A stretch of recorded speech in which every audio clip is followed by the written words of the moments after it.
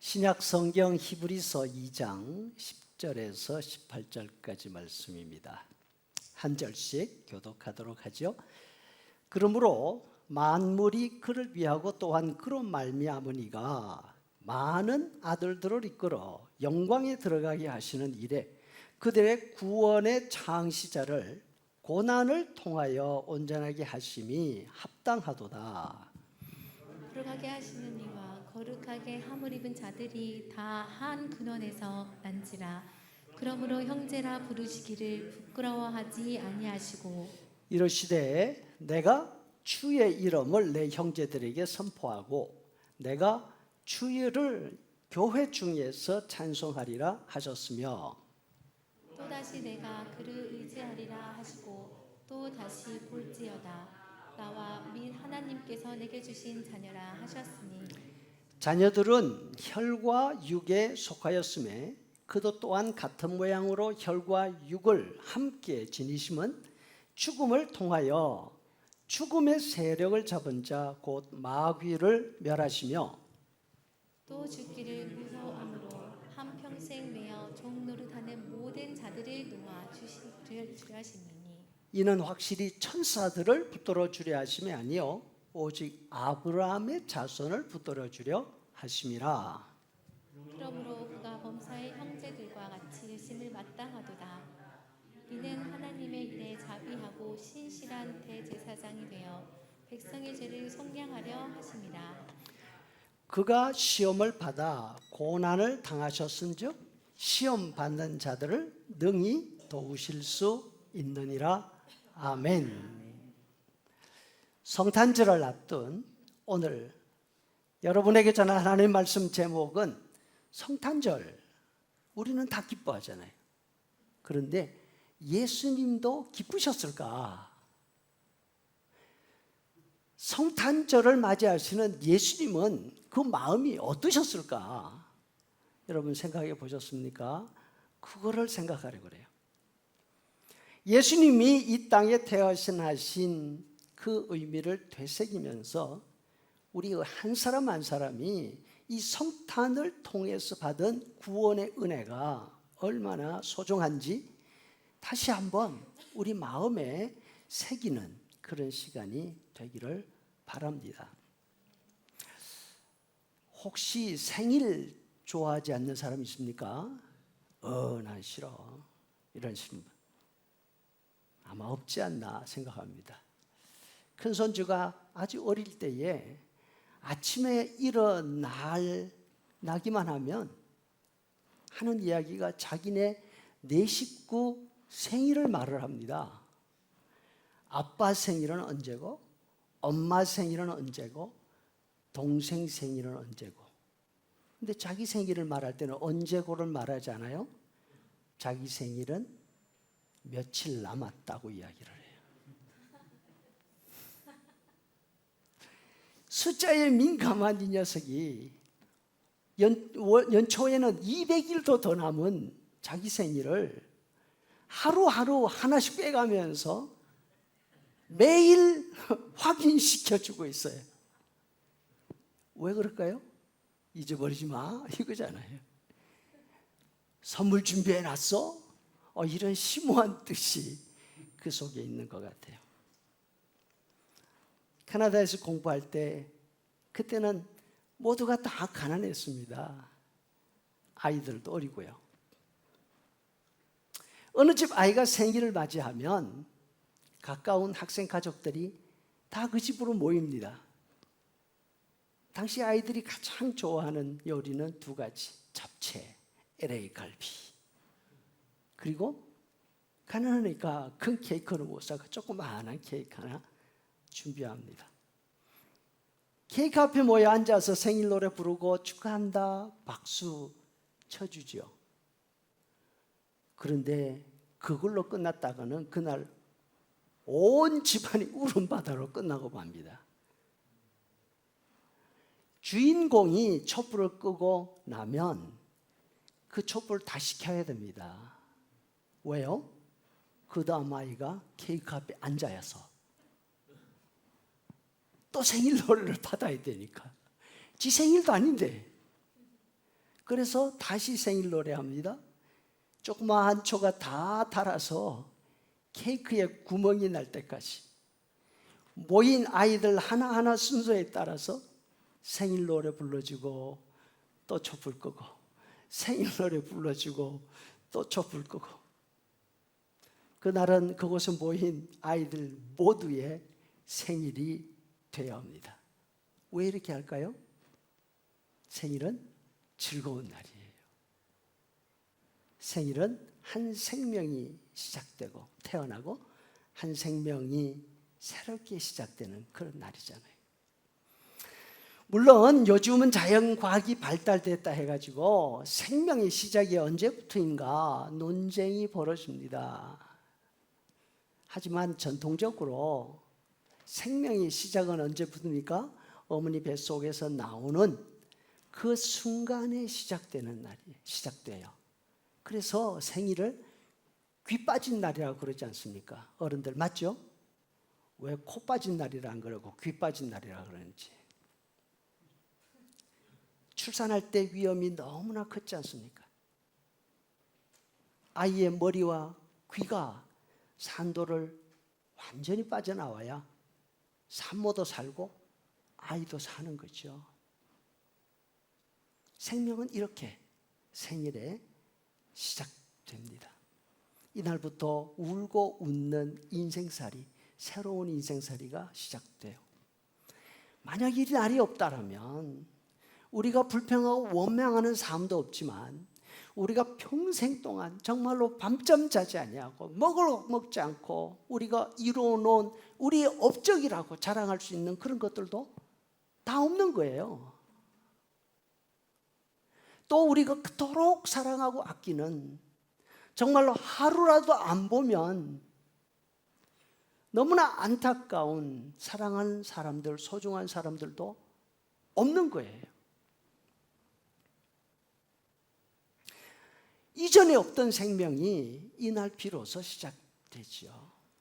여러분, 그래서 생일 잔치하라는 이야기는 아니지만 생일을 맞이할 때마다 하나님 나한테 생명 주셔서 이 좋은 건 누리게 하셔서 이 사랑하는 사람들과 함께 살게 해주셔서 감사합니다.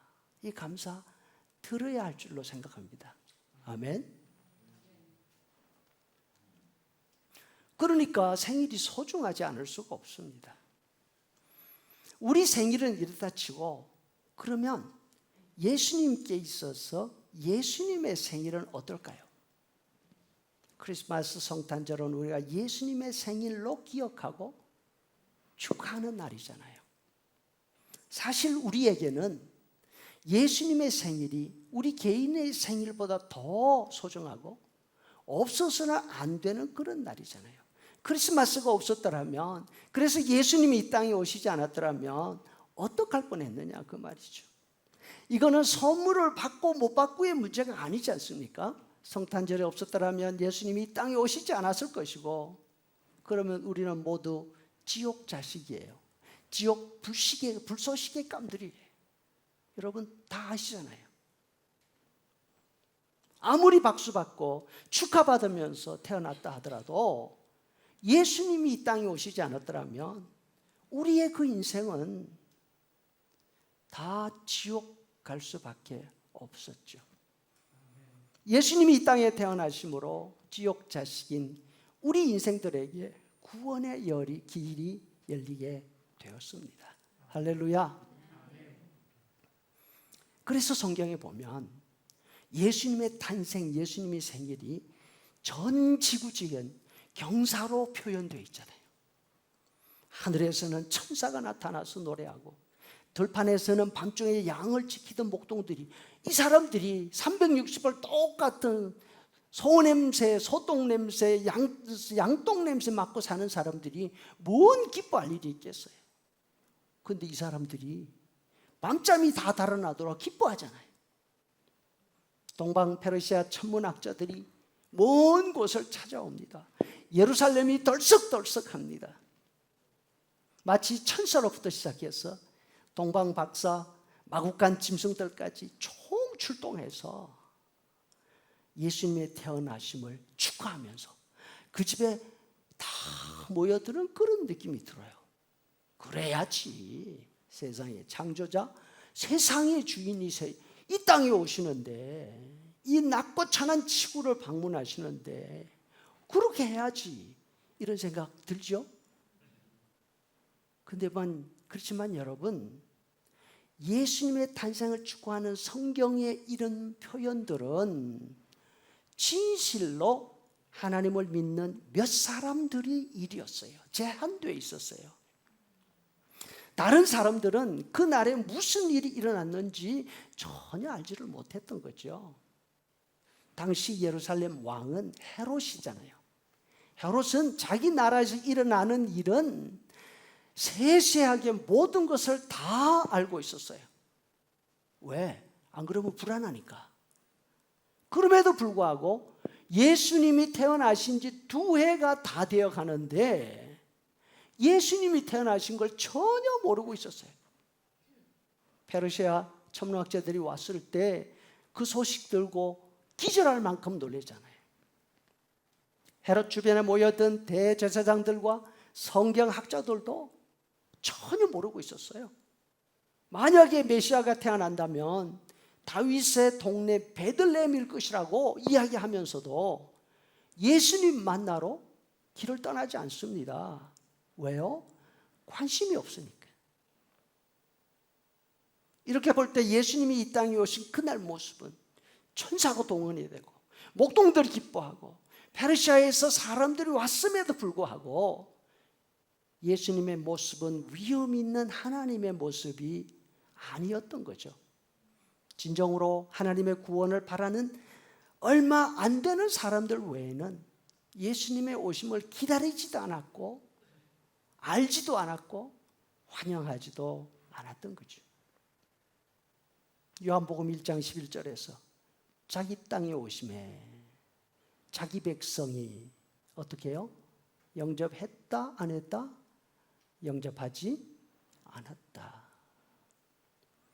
여러분, 이것은 현재도 마찬가지입니다.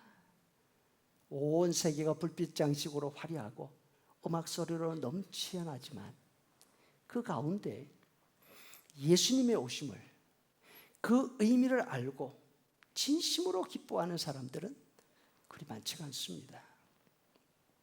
오늘 이 자리에서 예배하는 우리들은 목동들처럼 페르시아 학다처럼 성전에 있던 몇 안 되는 경건한 사람들처럼 예수님이 이 땅에 오신 그 의미를 알고 진심으로 환영하고 진심으로 기뻐할 수 있는 그런 성탄절이 되기를 간절히 바랍니다.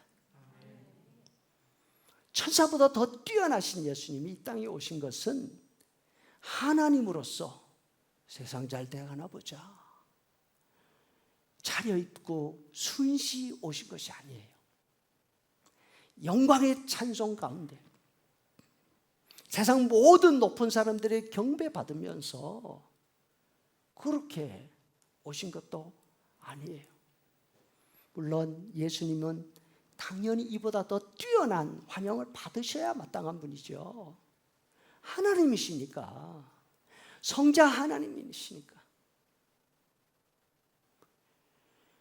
그런데 오늘 본문 읽은 히브리서 2장 후반부에서는 이와 같은 예수님이 이 땅에 오심, 그 사건이 가지는 의미를 아주 잘 설명하고 있습니다.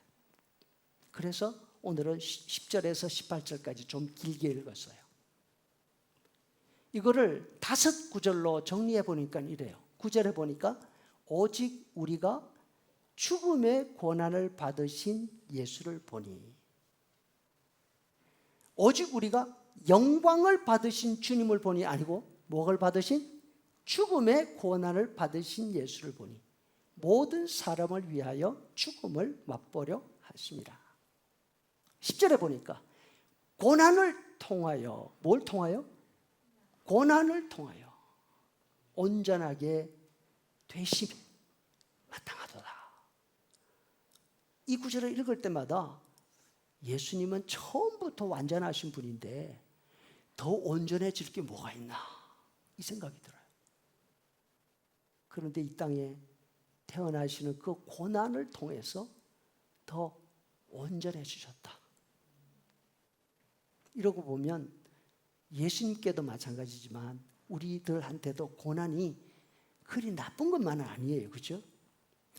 완전하신 예수님도 더 온전하게 고난이 만들었다면 우리같이 부족한 사람들한테는 그 고난이 얼마나 더 귀한 게 되겠어요. 난 싫어. 그래도 싫어. 이러죠. 그렇지만 성경 가르침에서 우리는 아멘으로 받아야 될 줄로 믿습니다.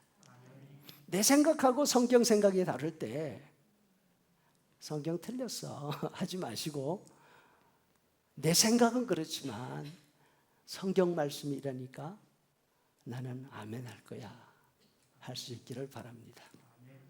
14절에 보니까 혈과 육을 함께 지니심은 죽음을 통하여, 뭘 통하여?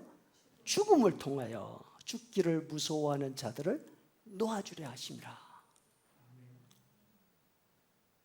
17절에 또 하나 더 보니까 그가 범사의 형제들과 같이 되심이 마땅하다. 형제들과 같이 되셨다는 건 사람이 되신 거죠. 그렇죠? 이는 백성의 죄를 속량하려 하심이라. 18절에 보니까 마지막인데 그가 시험을 받아. 뭘 받아? 시험을 받아. 고난을 당하셨은즉 시험 받는 자들을 능히 도우실 수 있느니라. 여러분, 예수님의 탄생을 지금 설명하고 있는 이 구절들한테 영광이라는 말이 있습니까? 기쁨이라는 말이 있습니까? 없어요. 예수님께 있어서 성탄절은 예수님도 기뻐하셨을까? 우리의 입장에서 볼 때에 예수님의 이 땅에 오심은 고난이었고 죽음이었고 또 뭐라고요? 시험이었다. 이 5구절을 요약해 보면 두 가지로 요약할 수 있는데, 첫 번째 고난, 두 번째는 도움. 그 고난이 우리에게 도움이 되도록 하기 위해서. 즉 예수님이 혈과 육을 지내시게 된 것, 다시 말해서 피와 살을 가진 사람이 되신다는 그 자체가 누가 때려서가 아니라, 누가 욕해서가 아니라, 먹을 게 없어서 굶어서가 아니라 예수님이 사람이 되신다는 그 자체가 고난이시라는 거예요. 우리 사람들에게 있어서 출생은 기쁨이잖아요. 생명의 시작이잖아요. 없던 것이 있게 되는 거잖아요. 무존재에서 존재로 바뀌는 거잖아요. 그래서 출생은 어떤 것과도 바꿀 수 있는 귀한 선물이에요. 예수님도 말씀하셨죠. 마가복음 8장 37절에 사람이 무엇을 주고 자기 목숨을 바꾸겠냐. 사람 목숨이 이토록 소중해요. 다른 사람 목숨도 소중하지만 그거하고 비교할 수 없을 만큼 소중한 게 뭔가 하면 자신의 목숨이에요. 그런데 예수님의 경우는 어떻습니까? 우리는 이 땅에 태어나면서부터 시작해서 우리의 생명, 우리의 인생이 시작이 됐지만 천국에서 영원히 이어질 그 삶 말이에요. 예수님이 이 땅에 태어나심으로 예수님이 생명이 시작됐습니까? 어떻게 생각하세요? 요한복음 8장 58절에 보니까 예수님은 이 땅에 태어나시기 훨씬 이전에 이미 계셨어요. 그죠? 예수님이 직접 말씀하세요. 예수께서 이르시되 진실로 너희에게 이르노니 아브라함이 태어나기 전부터 내가 있었느니라. 이 말 듣고서 유대인들이 때려 죽이려고 했어요. 예수님은 이 땅에 태어나시기 수천 년 전에 이미 계셨어요. 이 땅에 태어나심으로써 비로소 존재가 시작되는 우리하고는 완전히 달라요. 1장 2절에 보니까 그가 태초에 하나님과 함께 계셨고 만물이 하나도 그가 없이 된 것은 없느니라. 태초 이전부터 계실 뿐 아니라 아버지 하나님과 함께 세상을 만드신 분이잖아요. 뿐만 아니라 예수님은 생명 그 자체보다도 훨씬 더 크신 분이세요. 요한복음 1장 4절에 보니까 생명이 예수님 안에 있었다 이렇게 말을 해요. 생명 자체가 예수님을 살리는 게 아니라 예수님이 세상의 모든 생명을 다 품고 계셨다는 것이죠. 이렇게 볼 때에 이 땅에 태어나신 예수님의 탄생은 예수님의 존재와는 아무런 상관이 없어요. 그런데 왜 구태여 그 크신 예수님이 이 땅에 태어나셨습니까? 그 이유는 예수님에게 있는 게 아니에요. 예수님이 이 세상에 태어나셔야 했던 이유는 예수님에게 있는 것이 아니라 누구에게 있습니까? 저와 여러분 바로 우리에게 있는 거죠. 예수님이 사람으로 태어나신 것은 선물도 영광도 아니에요. 예수님에게 있어서 사람으로 태어나시는 그 자체가 고난이었어요. 왜? 하나님이 사람이 되신 거니까. 바울사도는 이 일을 가리켜서 두 가지 표현을 쓰고 있습니다. 빌립보서 2장 7절에 보니까 자기를 비우셨다. 자기를 비워 사람들과 같이 되셨고 사람의 모양으로 자기를 낮추셨다. 여러분, 우리는 자신을 높이고 싶어 하지 낮추고 싶은 분 혹시 있으세요?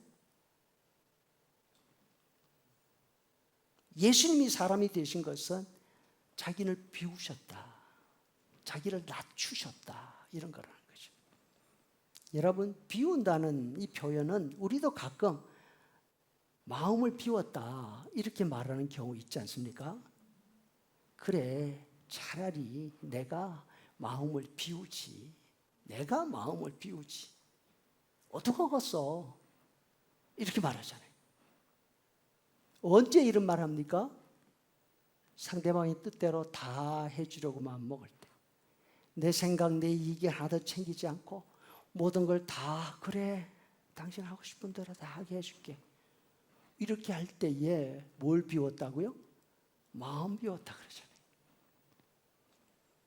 예수님이 자신을 비우셨다는 뜻은, 그래서 사람이 되셨다는 뜻은 당신 것은 다 내려놓고 사람들을 위해서, 사람들의 유익을 위해서 당신의 권리도 당신의 이익도 다 내려놓으셨다는 뜻이죠. 까짓것 뭐 이래서 내려오신 게 아니고 그걸 원하셔서, 이것이 자신을 낮추심, 이것이 예수님이 이 땅에 오신 그 의미인 줄로 생각합니다.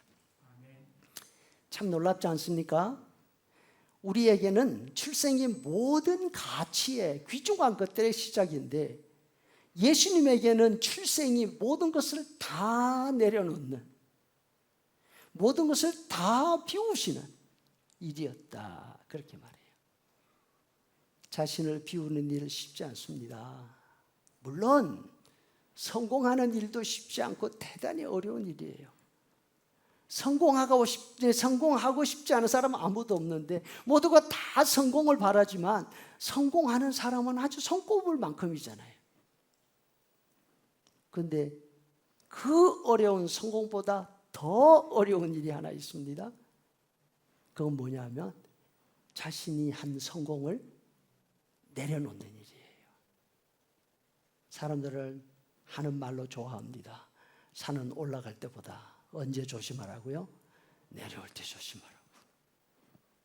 그런데 산에서 내려오면서 조심하는 사람은 전 본 적이 없어요. 올라갈 때는 너무 힘들게 올라가 놓고 내려올 때는 다 라라룰루 하고 내려와요. 저도 그래요. 매일 산에 가면서도. 부자가 자기 스스로 모든 것을 다 내려놓고 가난하게 되는 거 차라리 죽으라 그러죠. 그죠? 지위 높은 사람이 진심으로 모든 걸 다 내려놓고 평민으로 돌아가는 거 너무너무 어렵죠. 유학할 때 도심선교라는 과목을 들은 적이 있습니다. 왜냐하면 그 선생님이 너무 마음에 들어서. 세계적인 학자인 마이클 그린이라는 분이셨습니다. 마이클 선생님이 첫 시간에 강의 개요를 설명했습니다.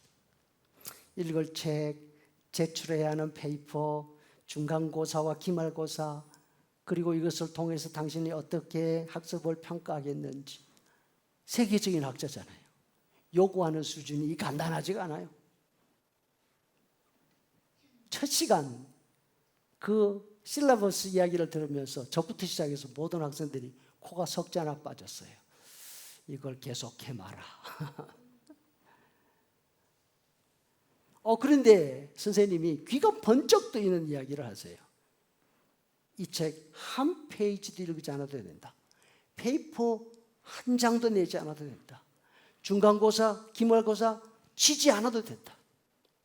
그리고서도 A 플러스를 받을 수 있는 방법이 있다.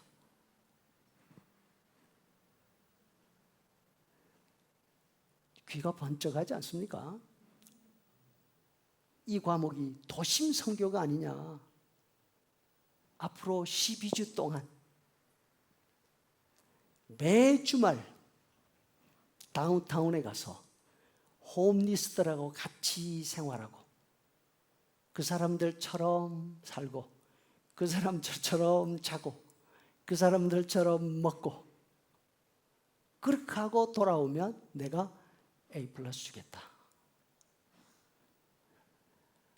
다 얼굴이 엉망이 되잖아요. 그러니까 그게 그렇게 힘들어?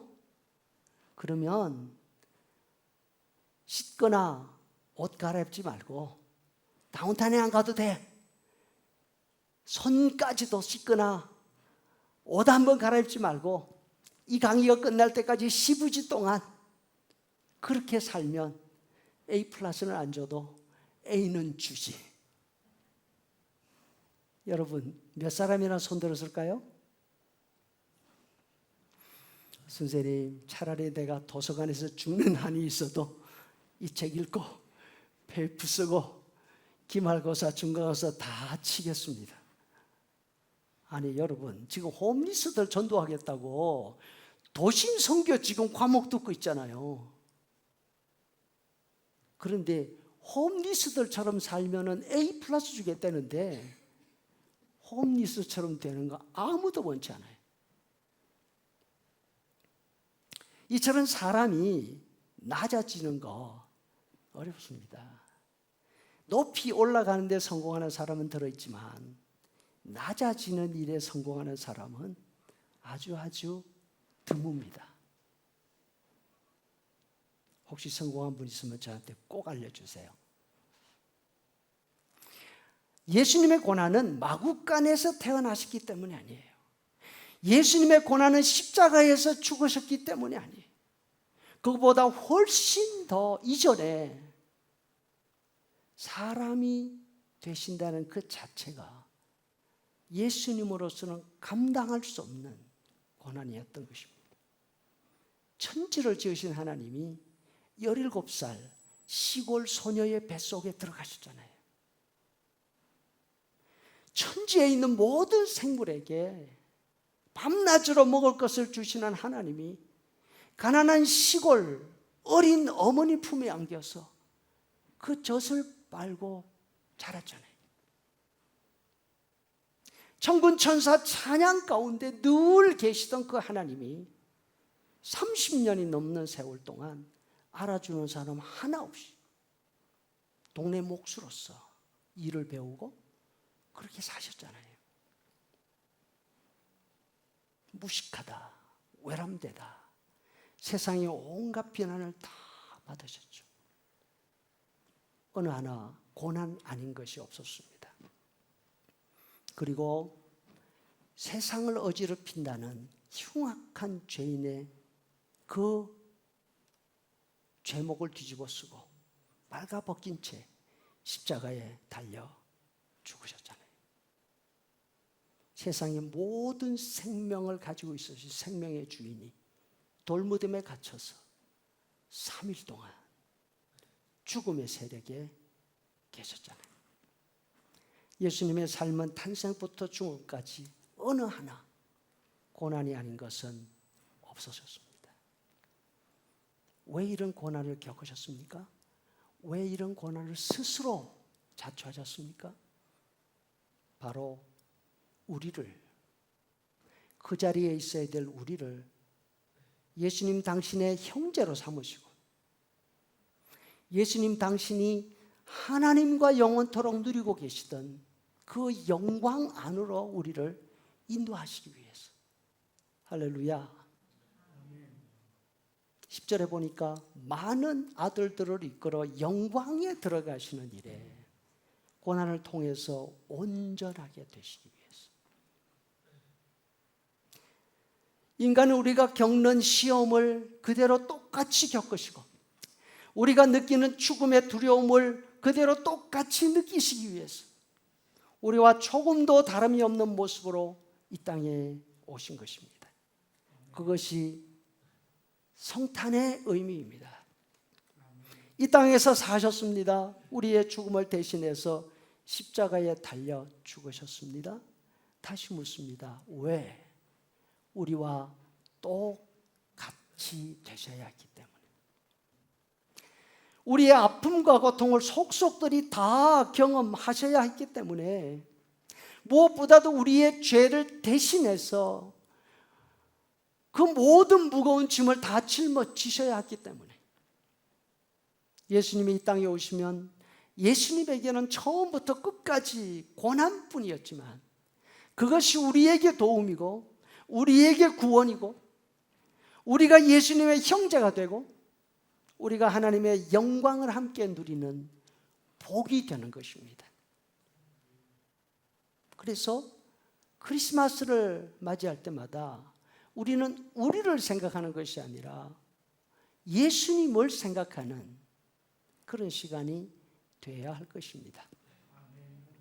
어떤 사람은 신문 칼럼에서 이런 말을 썼습니다. 생일 아침 미역국을 먹는 습관은 출산의 고통을 겪으며 생명을 주신 어머니의 은혜를 잊지 말라는 의미다. 그래서 귀 빠진 날에는 자기가 미역국을 먹는 것이 아니라 귀를 빼준 어머니에게 미역국을 끓여드려야 한다. 생일을 맞을 때마다 어머니의 고통을 기억하듯이 크리스마스를 맞이하면서 예수님의 고통을 우리는 기억해야 하지 않을까요? 현란한 불빛 속에서 흥에 겨워 지낼 것이 아니라 우리를 구원하시기 위해서 예수님의 감당하신 그 낮아지심, 비우심, 고난을 기억하고 그 은혜에 감사하는 귀한 시간, 그리고 그 소식을 다른 사람들에게 전하는 그런 귀한 시간, 남은 몇 주 동안 우리가 함께 보내실 수 있기를 부탁합니다. 아멘.